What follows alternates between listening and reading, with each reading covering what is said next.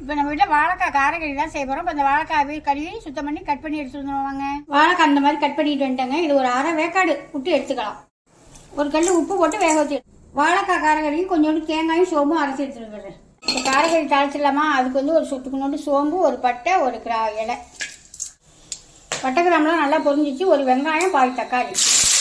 வெங்காயம் நல்லா வதக்கிட்டு ஒரு கொத்து கருவேப்பிலை போட்டுக்குவோம்.